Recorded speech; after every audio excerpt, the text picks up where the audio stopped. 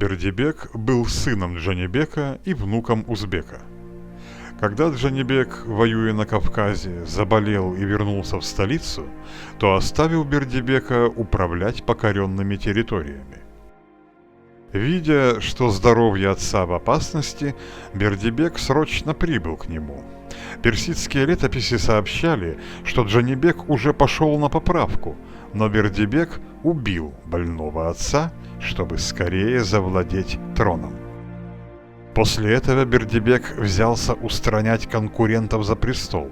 Он казнил 12 своих братьев и других близких родственников, не пощадив даже новорожденного младшего брата.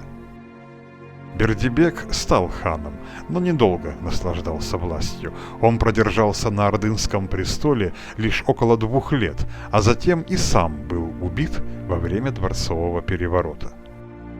Эти события повлекли за собой затяжной политический кризис. На протяжении следующих 20 лет Золотая Орда погрузилась в глубокий хаос. Государство было раздроблено между враждующими группировками. В Крыму сохранился примечательный памятник эпохи Бердибека – закладная плита от колодца в Отузе, Щебетовка. Резная надпись на плите сообщает о времени его постройки. Этот благословенный колодец построил в дни владычества великого султана, столпа мира и веры, хана.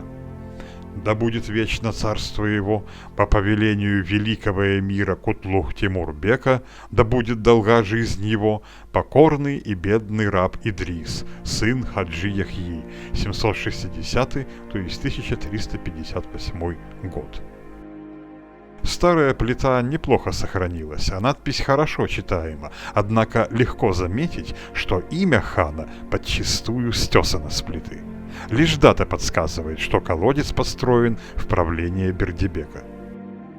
По всем признакам, буквы ханского имени удалены с плиты очень давно. Это было сделано, вероятно, вскоре после смерти Бердибека. Видимо, жители Крымского улуса не желали хранить память об этом хане.